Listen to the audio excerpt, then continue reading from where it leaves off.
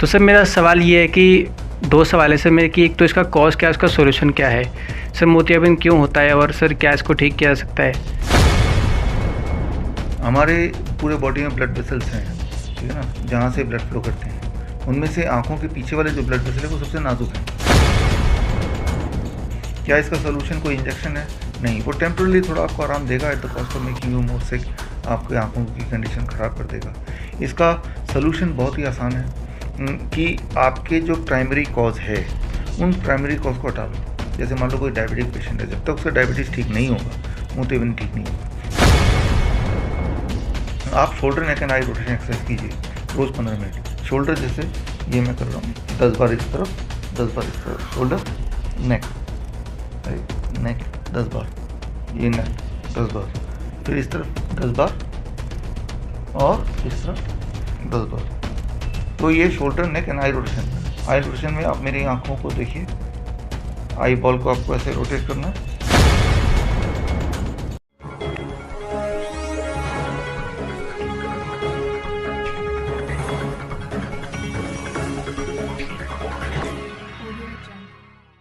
Hello friends, मैं सिद्धांत राजपूत और आप देख रहे हैं ग्लोबी न्यूज़।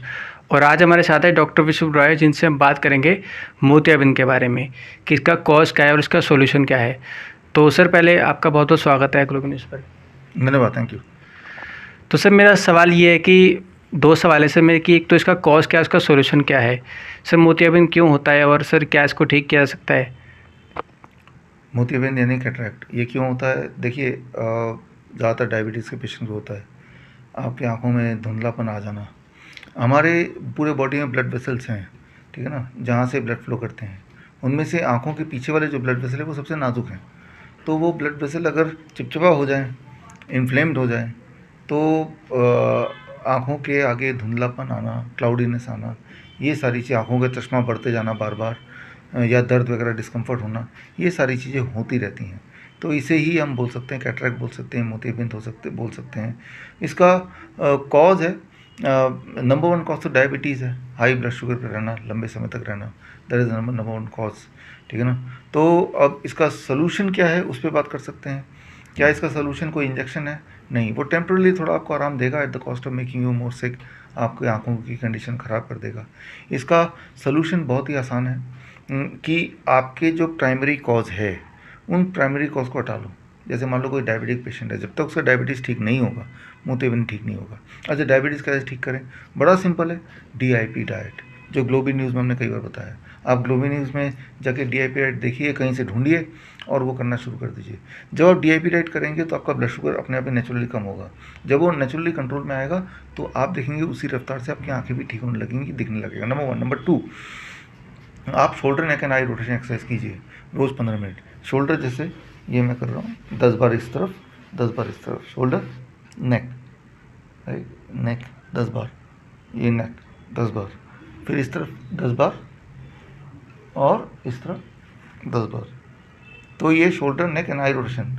आई रोटेशन में आप मेरी आँखों को देखिए, आई बॉल को आपको ऐसे रोटेट करना है, एंड क्लॉकवाइज 10 बार और एंटी क्लॉकवाइज 10 बार, ठीक है। तो ये हो गया एक सेट।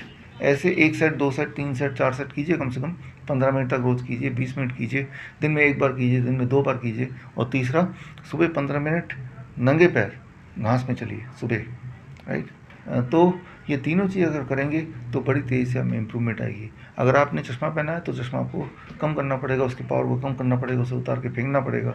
तो ये सारी चीज़ें कितने समय में होगी? लगभग 2 महीने में, 3 महीने में, 3 महीना मान के चल लीजिए।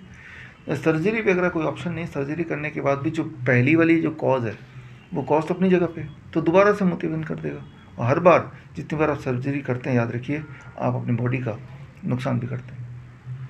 सर इसमें डॉक्टर सर पर्दों में सूजन बताते हैं कि आँखों के पर्दों में सूजन आ गई है, और के 75,000 रुपये का इंजेक्शन बताते हैं कोई कि ऑपरेशन होगा अब इसका। तो सर इसका सर क्या वो है सर कि ऑपरेशन से क्या होगा सर, ऐसा मतलब?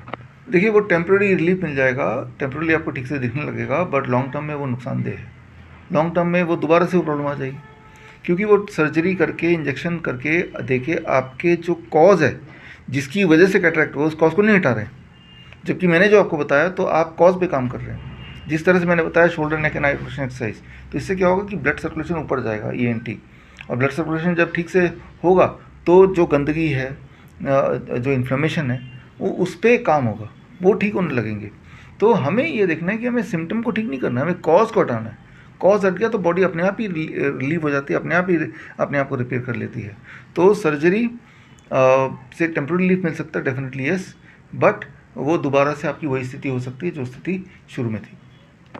सर बहुत बहुत शुक्रिया आपका हमारे सवाल के जवाब देने के लिए। Thank you. अगर आपको मेरे बताए हुए DIP डाइट, नाइस प्रोटोकॉल या पोस्चरल मेडिसिन से कभी कोई लाभ मिला है और अगर आप मुझे सपोर्ट करना चाहते हैं तो आप अपना एक वीडियो टेस्टिमोनियल मुझे व्हाट्सएप कीजिए 9871186229 पर।